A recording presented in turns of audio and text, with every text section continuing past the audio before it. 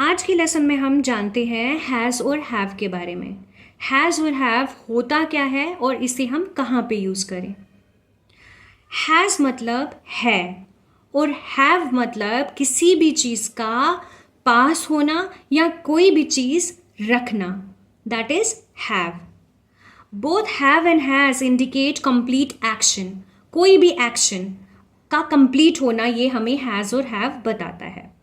अब यहाँ पे एक्शन मतलब कोई भी टास्क, कोई भी पोजेशन या किसी भी तरीके की एक्टिविटी का कंप्लीट होना, दैट केस में हम हैव और हैज़ का यूज़ करते हैं।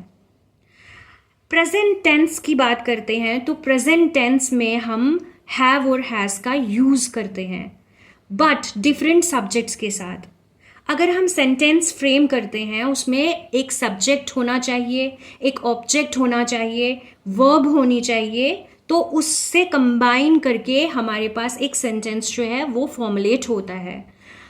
सब्जेक्ट जो है वो इम्पॉर्टेंट है यहाँ पे, क्योंकि सब्जेक्ट में डिफरेंट सब्जेक्ट्स हैं, कैटेगरीज डिफरेंट है। हैज़ कहाँ पे फिक्स करें और हैव कहाँ पे फिक्स करें, वो हमें यहाँ पे इसमें डिफ्रेंशिएट करता है, हैज़ और हैव की डिफ्रेंशिएट कैटेगरीज।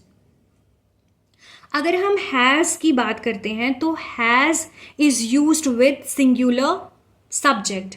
एक सिंगुलर सब्जेक्ट के साथ हम हैज़ का यूज करते हैं, मगर कौन सा सिंगुलर सब्जेक्ट? जो कि थर्ड पर्सन प्रोनाउन है, जैसे कि ही, शी और इट के साथ हम हैज़ का यूज करते हैं।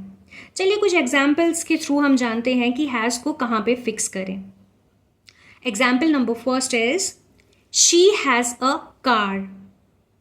Second example, he has an exam. Third example, the seller has to issue a text invoice. ये है has। अब जानते हैं हम have क्या होता है। Have is used with the plural subject. Third person plural subject के साथ have का यूज किया जाता है। सिर्फ थर्ड पर्सन ही नहीं, हैव का use first and second singular और प्लूरल सब्जेक्ट के साथ भी यूज करते हैं हम उसको, जैसे कि आई, यू, वी, दे, इन सभी के साथ हम हैव को यूज करते हैं। चलिए इसके भी कुछ एग्जाम्पल्स के थ्रू हम जानते हैं कि कहाँ पे हम हैव को फिक्स करें। I have a pen. We have a big house.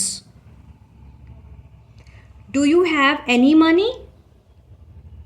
तो यहां पे हमने जाना I, you, we, इन सब के साथ कैसे have जो है वो यूज किया जाता है।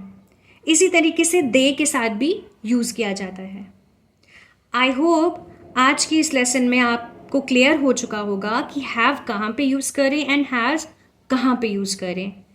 Thank you so much for watching.